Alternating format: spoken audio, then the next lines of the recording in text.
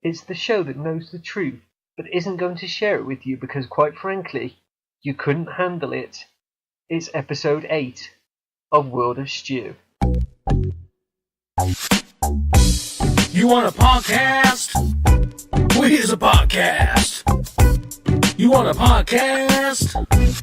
Here's the World of Stew.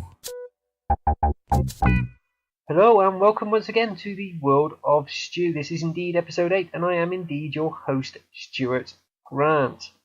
Now before we get to the crux of what episode 8 is all about, I just wanted to reminisce a little bit, because those of you that have checked out the World of Stew website will see from my blog that I've talked a little bit about my history in broadcasting, which began all the way back 17 years ago on FM 107 The Falcon.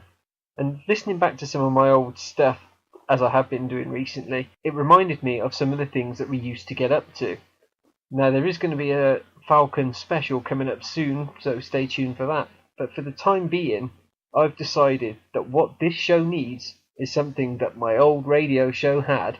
It's the ever reliable top 10 list. So starting right here on episode 8, at the end of each show, we are going to have a top 10 list. And our first trip to the top 10 will be the top 10 horror movie sequels. Now, this doesn't necessarily mean that these are the best 10 horror movie sequels of all time. This is my own personal choice of the best 10 horror movie sequels in my opinion. So stay tuned for the end of the show for that, but let's not get ahead of ourselves. Let's get back to what this particular episode is all about. Now, if you remember, episode 7 was the first of our trilogy of shows regarding my top 3 horror movie icons, and we looked at all things to do with Mr. Frederick Krueger. We took a look at his history and we followed him through his crazy adventures as he stalked and murdered teens in their dreams. So Freddy is down, he was number 1. Who will be number 2?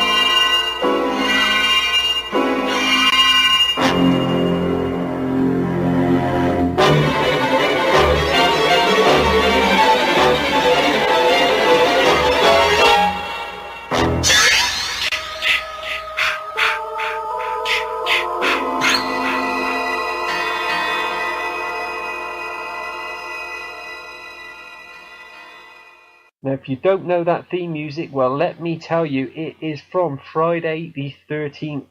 That's right, we are taking a look at none other than the most prolific serial killer from the history of slasher movies. It's Pamela Voorhees' baby boy, Jason. Jason Voorhees was born in Crystal Lake on June 13, 1946, to parents Elias and Pamela Voorhees.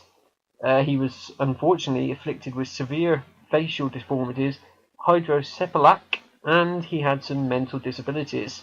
Not really sure what happened to Elias because Pamela raised Jason on her own, keeping him isolated from the local community and educating him at home on the outskirts of Crystal Lake. She had to have money from somewhere, of course, so she got a job as a cook at Camp Crystal Lake, which was a summer camp for teens, and she would take Jason along with her when she was at work. However, in the summer of 1957, Jason was hounded and bullied by the other children, who threw him into the lake, where he unfortunately drowned. The counsellors who were supposed to be supervising the children were busy having sex at the time, which obviously did not go down well with Pamela, who blamed them for the death of her son. The camp closed down, but reopened the following summer, which drove Pamela to murder Barry and Claudette, who were the 2 counsellors from the year before that she blamed for the death of Jason. It was a crime that they never found out who committed the murders, and so the camp continued to try and open every summer.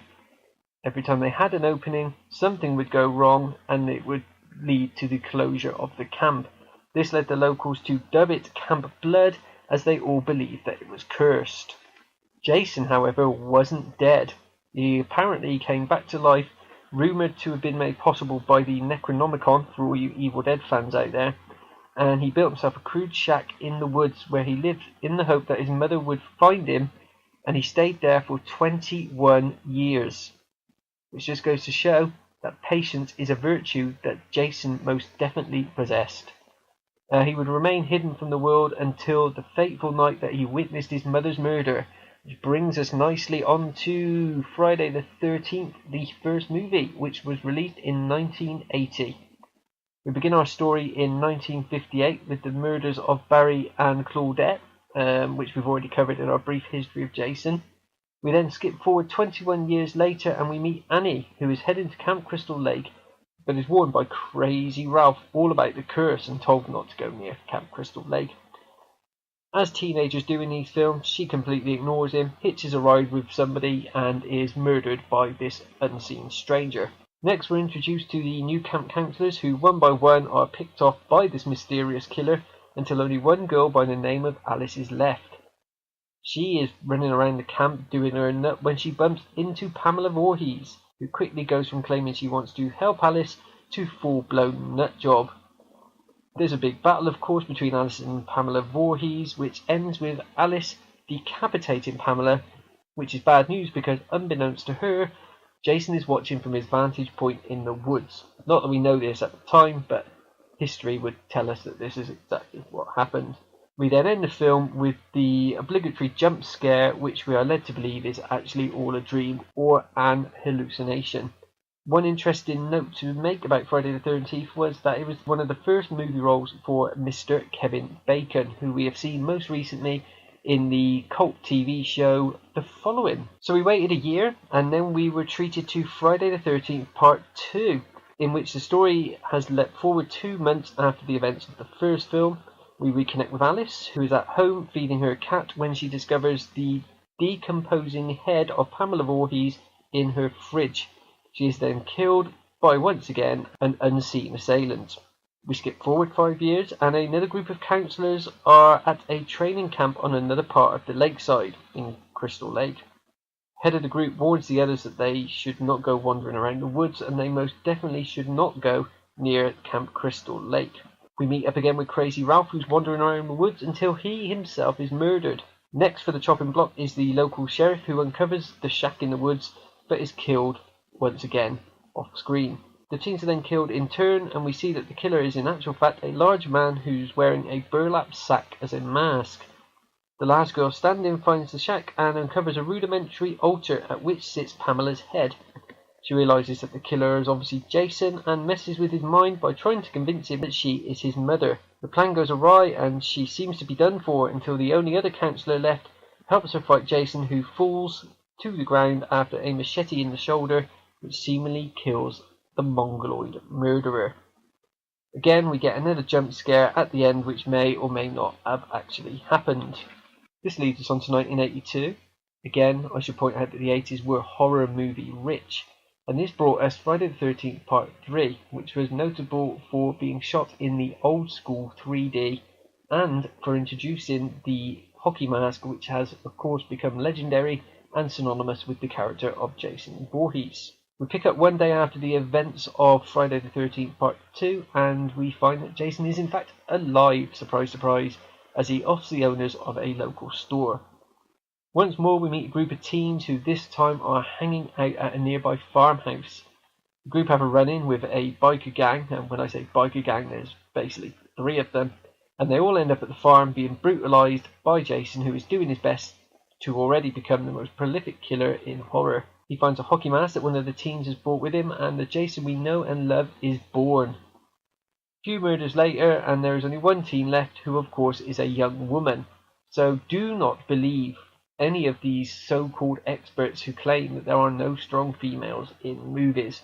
If you want to see strong females in movies, just watch the multitude of horror films from the 80s, as they are there in abundance. So anyway, this girl, she eventually finishes Jason with an axe to the head, and for the third movie running, we end with the standard jump scare, which, to be honest, by this point is becoming more than a little passé. All of which leads us nicely on to Friday the 13th, Part 4, the final chapter, which is a title that is nothing more than the most blatant false advertising you're ever going to see. And that came along in 1984, and again, just like the previous film, begins the night after the last film ended. Jason's body is taken to the morgue where the mortician and a nurse are the next to fall to Jason's fury. This go around, the group of teens are staying at a cabin that they have rented for the weekend. They meet their neighbours Trish and her brother Tommy, who is played by Corey Feldman, who, believe it or not, at that time was one of the biggest young movie stars in the world. Tommy makes masks and is clearly a fan of all things horror, although I'm going to assume that he doesn't like horror much after what happens to him in this film. The teens, of course, die until Trish and Tommy are left. Tommy displays his own insanity by shaving his hair and trying to look like Jason as a child. It is Tommy that takes Jason down with a machete to the side of the head, which he follows up by hacking away at the fallen brute, screaming, "Die! Die!" Could Tommy be our new killer? Let's continue our Friday the 13th journey to find out. Part 5, Friday the 13th, A New Beginning, was an attempt to continue the franchise without Mr. Voorhees, which, as we would find out, is not an idea that would last beyond the running time of this movie. It was released in 1985, and the story moves away from Camp Crystal Lake to somewhere in Pennsylvania. We begin with Corey Feldman's Tommy witnessing Jason rising from the dead to kill 2 grave robbers. It's just a dream, of course, and a 15-year-old Tommy, played by an older actor, is dropped off at a halfway house for troubled teens. One of the teens kills another for some really obscure reason, which leads to his arrest and an ambulance man arriving to take the body away. Why do I mention the ambulance man? Pay attention, listeners, you're about to find out. The body count begins, firstly by an unseen killer who is later revealed to be Jason, although the most observant among you will notice that the markings on the mask are blue and not red. Dun dun dun! We get down to Tommy and 2 others who wind up impaling Jason, who turns out to actually be the ambulance driver, who in fact is the father of the teen who was murdered at the beginning of the film. See, it all pays off in the end. We end with Tommy in hospital where his psychosis takes hold and he puts on a Jason mask and brandishes a knife. Again, is this leading to Tommy Jarvis being the new Jason Voorhees? Stay tuned for Friday the 13th Part 6 to find out. 12 months after Friday the 13th Part 5, we got Friday the 13th Part 6, entitled Friday the 13th Part 6 Jason Lives, which of course brings Jason back into the fold, doing away with any idea that Tommy Jarvis was going to be the new killer. Many years have gone by, and trying to move on from the stigma of being a murder town, Crystal Lake has renamed itself Forest Green, which has got no relation at all to the Forest Green Rovers football team that play in Nailsworth, Stroud, Gloucestershire, just for those of you who do not know what I'm talking about. Our main protagonist again is Tommy Jarvis, who along with a friend dig up Jason's corpse in the hope of cremating it and ending his nightmare once and for all. Fortunately for Tommy, he opts to impale the body with a huge metal pole, which is then promptly struck by lightning. This brings life to Jason's decomposing cadaver and effectively turns Jason into the most hardcore zombie of all time. Tommy legs it and tries to warn the local sheriff, but is considered crazy and gets locked up. Several teens and a team of corporate paintballers are added to Jason's list of victims before Tommy is escorted from town, only to return with the sheriff's daughter in an attempt to exorcise Jason back into the lake from whence he came. A few deaths later, and Tommy manages to chain a boulder to Jason, sending him into the depths of the lake, but not before slashing his neck with a boat motor. The film ends with Jason standing at the bottom of the lake, patiently awaiting his chance to return once more, which of course he would do in 1988's Friday the 13th Part 7, The New Blood. This film is notable as it is the first of the franchise to feature Kane Hodder as Jason. Hodder, for me, and for a lot of fans of this franchise, is the definitive Voorhees, and he would play the role in not only New Blood, but also in the following 3 films. The New Blood introduces 17-year-old Tina, who through a series of events ends up at the site of Jason's watery tomb, where she inadvertently uses her telekinesis powers to free him. Isn't that always the way? You find you have telekinesis powers and you inadvertently use them to raise a killer from the dead. There is a backstory here regarding Tina's father, who drowned in the same lake when she was 7, and another story about Tina's therapist who was attempting to exploit her abilities, but neither is particularly important or relevant, to be honest. Until, that is, we get to the end. Everyone who crosses Voorhees' path clearly dies until it comes down to just Jason's brawn versus Tina's mental prowess. Jason is electrocuted but continues to advance until Tina uses her powers to crush his skull, snapping his mask in half and revealing his decomposing face. He is then hung, attacked with nails, and set alight, which causes the entire house to explode. Can't keep a good Voorhees down, however, and still he attacks until Tina's dead father appears with the chains, taking Jason back to the bottom of the lake, to the exact point that he stood when he started the film. Another year passes and we get 1989's Friday the 13th Part 8, Jason Takes Manhattan, which does exactly what it says on the tin. 1 year after the events of Part 7, a houseboat sails over some electrical cables which electrocutes Jason, waking him, enabling him to climb on board and kill the two teens that are on there. The next day, a senior class from a local high school board the SS Lazarus and set sail for New York City. Little do they know that they have a stowaway in the form of the brutish Mr. Voorhees. One by one, they're picked off until they arrive in New York, where the last few survivors are stalked through the streets by Jason. Now, this is where the film misses a trick, because it doesn't have Jason wandering around the streets of Manhattan killing people willy-nilly, which it should have done, because that would have made it for an epic scene. In fact, they skip over the whole thing really, and they just quickly go, here's the streets of Manhattan, now they're in the sewers. Why are they in the sewers? Well, that's because that's where the teenagers leg it to. Whilst down there, of course, they meet one of the sewage workers who informs them that for some obscure reason the system will be flooded by toxic waste at midnight. I wasn't aware of the fact that New York flooded its sewage system with toxic waste, but maybe it does. Anyway, they barely escape, but Jason's caught up in the flood, which inexplicably turns him back into a child, who then is drowned and dead. Now, if you thought that the ending to Part 8 was bad, wait till you get to Part 9 of the Friday the 13th franchise. It would actually be 4 years until we were given another Friday the 13th movie, and this time it would be the first under the new owners of the franchise, New Line, who had just bought the rights from Paramount. As New Line also owned Freddy Krueger and the Nightmare on Elm Street franchise, fans of course began to clamour for the two icons to appear in the same movie together. This is an idea that New Line investigated, and it entered development hell for the next 10 years.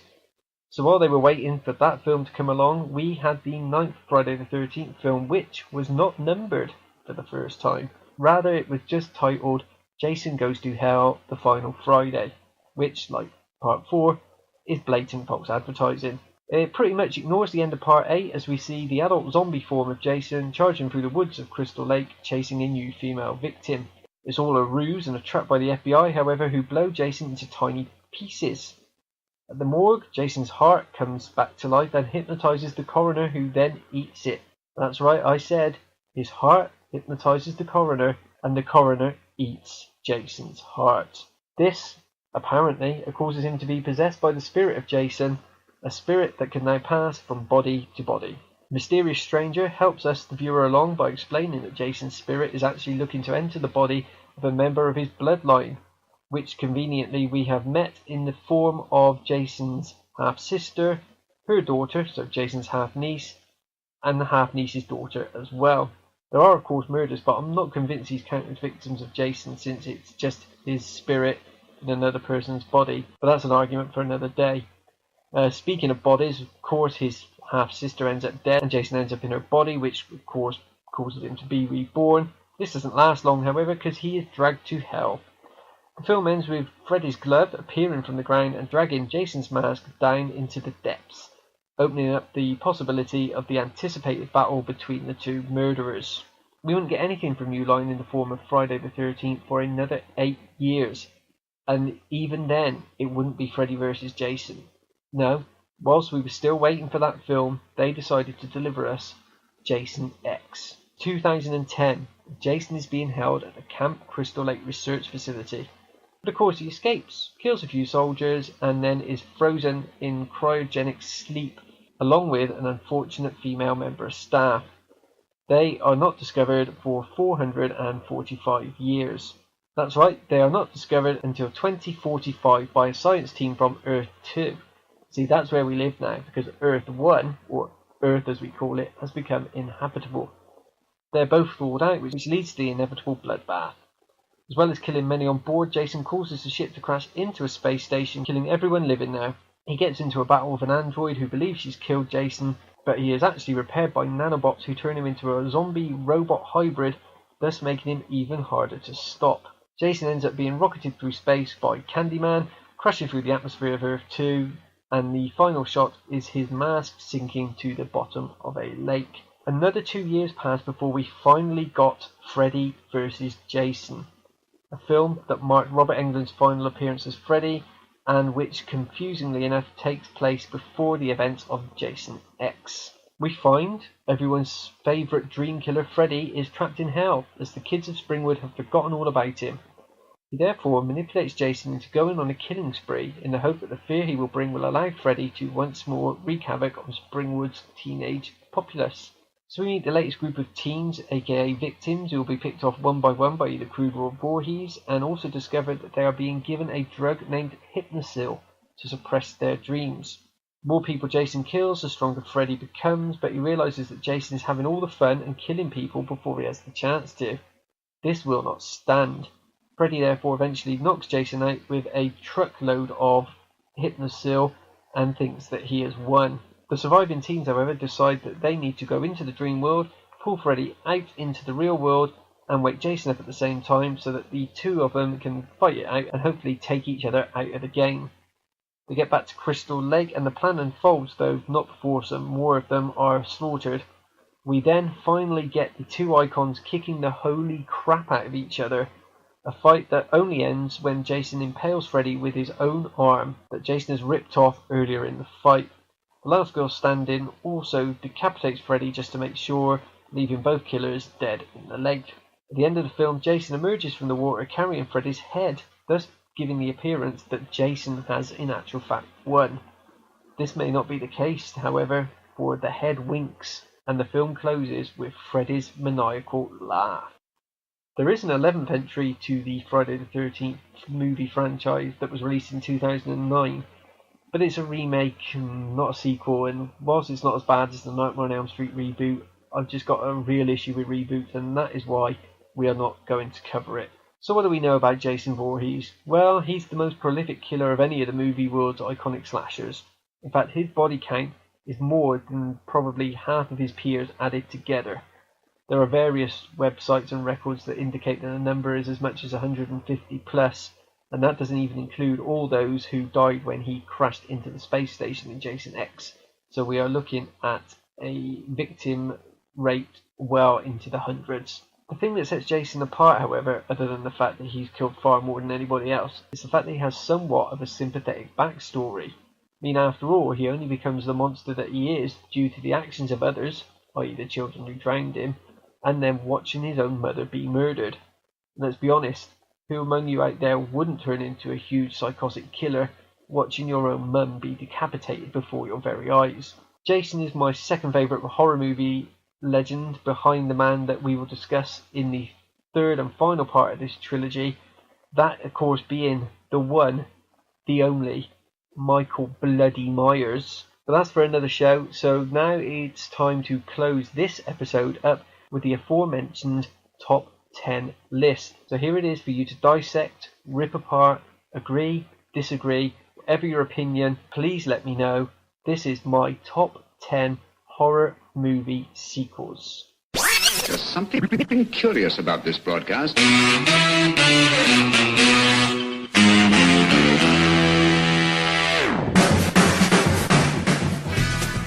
In at number 10 we have Friday the 13th Part 7, The New Blood. We've just covered the plot in this episode of World of Stew. The reason why it makes it onto number 10 on my list is pure and simple. It's the debut of the true Jason Voorhees, Kane Hodder. Number 9 we have Wes Craven's New Nightmare. Now we discussed this in episode 7, and obviously the reason why this film appears on the list is not only is it the precursor to Scream, but it is also a return to the dark side of Freddy Krueger, which is never a bad thing. At number 8 we have The Bride of Chucky. Now many of you will be questioning why The Bride of Chucky is on my top 10 horror movie sequels. It's simple, 2 words: Jennifer Tilly. Enough said. Number 7, we have the most up-to-date and modern of all the films on this list, and it's The Devil's Rejects, which is of course the sequel to Rob Zombie's House of 1,000 Corpses. True, they may not be for the squeamish, in the sea of dross that constitutes the modern horror film, The Devil's Rejects stands as a beacon of light and hope. At number 6 we have Saw 2, and yes, whilst I will agree that the Saw series has disappeared up its own backside and hopefully we have seen the end of it, I think the first 2 films of the franchise are absolutely awesome, and the twist at the end of Saw 2 is brilliant. If you haven't seen it, check it out. At number 5 on the top 10 horror movie sequels we have Hellraiser, Hellworld. Yes, it's the 8th film of the series and they probably were flogging a dead horse by this stage, but it drags Pinhead kicking and screaming into the 21st century, and it features Lance Henriksen. What more could you want? Number 4, contentious choice here, we have Day of the Dead. Now many of you will be pulling your hair out now going, no, Dawn of the Dead is the one you should pick. For me, Day of the Dead has always been the better of those 2 sequels to George Romero's Night of the Living Dead. And after all, this is my top 10 list, so that's why Day gets in. And number 3, we have the Texas Chainsaw Massacre 2. Again, I can imagine some of you are screaming at your mobile device as you listen to this show going, what are you talking about? But the reason why this film makes it onto my list and is so high is because it has Dennis Hopper in full Dennis Hopper mode. What more could you possibly want? At number 2 we have Halloween 3 Season of the Witch.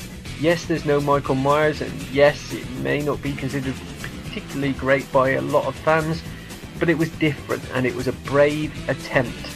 Besides, I challenge you to watch this film and not have the Happy Halloween song stuck in your head for the rest of the day. All of which leads us to number 1 on the top 10 horror movie sequels, and it is of course Evil Dead 2. The film that takes everything that is great about the Evil Dead, ramps it up, adds in a great big dollop of humour, and gives the ball to the mighty Bruce Campbell to run with. It is quite simply the greatest horror movie sequel of all time. And that, in a nutshell, is my top 10 horror movie sequels.